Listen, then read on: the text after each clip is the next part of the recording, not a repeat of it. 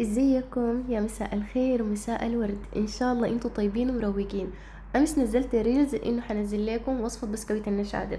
بالنسبة لاي واحدة ما بيزبط معاها بسكويت النشادر، تعالي شوفي المقادير وشوفي المكونات، وان شاء الله باذن الله حتعملي احلى بسكويت نشادر. تمام. ودايما نحن في العيد الضيوف بيجونا 200 وقت المغرب او بعد المغرب، وكمان ما ظريفة انه احنا نقدم لهم شاي من غير بسكويت. فاكيد لازم كل الامهات يعملوا بسكويت النشادر او بسكويت ينسون، المهم لازم نعمل خبايز. هون خبايز. وكمان جربت المكنة الجديدة اللي هو مكنة البسكويت بالكهرباء. صراحة كنت بستخدم المكنة العادية، فطلبت المكنة من امازون، طلع ظابط شديد، وكمان كأنه في زول بيساعدك. سبحان الله، صراحة رهيب شديد. حنزل لكم صورة المكنة، وهو 2100 واط. إذا أنت طلبت 2100 واط حيستخدم القمع مقاس 5. يلا نخش في المقادير. استخدمت كيلو دقيق. كيلو دقيق حيستخدم معاهم كوباية سكر. كوباية سكر اللي هو شنو؟ كوباية العصير، أنا بقصد كوباية العصير. طيب إذا أنت عاوزة السكر يكون طاعم أكتر في البسكويت، ممكن تستخدمي كوباية وربع بس ما تكتري، كوباية وربع بس ما تكتري. حنستخدم حليب حار. الحليب ما لازم يكون بارد، يكون دافي أو يكون حار. إذا بقى حار ما فرقت يعني، تمام. واستخدمي معلقة كبيرة من النشادر. إذا النشادر عندك ما فار، ممكن تضيفي نص معلقة، تمام. كوباية زيت. كوباية العصير برضو منه كوباية زيت، بس كده. أيوة. نيجي للمكونات الجافة. المكونات الجافة استخدمت معلقتين كستر اختياري، البنات قالوا لي استخدمي في الكومنتات في الفيديو اللي في الوصفة اللي فاتت، في وصفة عيد الفطر، استخدمته صراحة يعني بيديه نكهة كده برضو حلوة، وبيخليه بيديه نكهة، وغير كده بيخليه متماسك وهش. واستخدمت حليب باودر. الحليب الباودر والكستر اختياري يعني ما شرط. للنكهة أنا بحب نكهة الهيل، يعني إذا لاحظتوا في الكعكة بستخدم هيل، أنا بحب نكهة الهيل. ممكن تستخدمي كمان فانيليا، يعني المتوفر عندك. إما لكن المقادير المهمة في بسكويت النشادر لكيلو دقيق: كوباية زيت، كوباية سكر، أو ممكن تستخدمي كوباية وربع من السكر إذا أنت عاوزاه طاعم.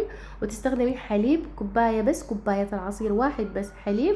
الحليب ما يكون بارد أبدا، ما يكون بارد، تمام. والنشادر معلقة كبيرة من النشادر. أنا ما بستخدم باكنج باودر، ما بستخدم باكنج باودر في البسكويت. وصدقيني من غير بيض البسكويت بيطلع ظريف شديد. اذا انت حابه تستخدمي بيض، انا عاوزه استخدم بيض، ممكن تستخدمي حبتين، حبتين او حبه، خلاص.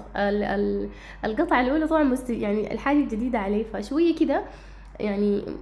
كنت متوترة ما قادرة، لكن الحمد لله من الصينية الثانية زبط معاي. شايفين؟ سهل جدا وسريع، بيختصر لك. إذا أنت كنت حتخبزي 2 كيلو أو 3 كيلو خلال ساعتين، ممكن بالمكنة بتخلصيه في ساعة. ما شاء الله تبارك الله، يعني سريع بتخلصي سريع. المهم اذا انت عاوزه تجيبيه وتجيبيه. انا صراحه كنت بستخدم المكنه العاديه وبياخد معاي زمن، لانه بلف براي وبقطع براي. فارتحت جدا، طلبته من امازون. اذا انت عاوزه تطلبي اطلبي. شوفوا البسكويت بيطلع معاكي رهيب كيف. انا بحب انه البسكويت يعني بحب جزء يكون عريض وجزء بعمله كده يعني ما عريض شديد. للاطفال بعمل شويه كده.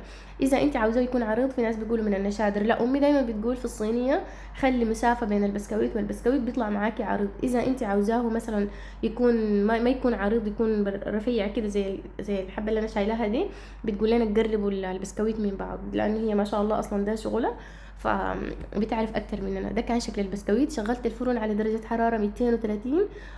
طل يعني ما بياخد زمن كتير صراحه. في ناس بيقولوا يعني انه البسكويت بعد ما خلاص ينجض بيبقى رطب. يعني اذا البسكويت رطب معاكي، انت يمكن بتشغلي الفرن درجة حرارة اعلى، وعشان كده يمكن بديكي نتيجة عكسية. فدايما الفرن ما تعليه شديد، يعني 230 درجة ضابط شديد. وبالنسبة المكنة 2100 واط، بتستخدم القمع مقاس 5. فبس والله دي وصفتنا اليوم. بتمنى اكون فدتك، وزي ما قلت لك لا تزيدي ولا تنقصي من المقادير.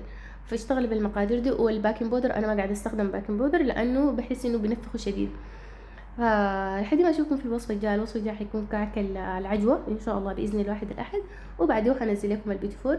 واذا بتحبوا روتينا تنظيف البيت، عاوزين تتحفزوا للعيد، امشوا قناتنا على اليوتيوب، يوميات سودانيه في الامارات، حتنبسطي معانا شديد. لحد ما اشوفكم في الوصفه الجايه، في امان الله.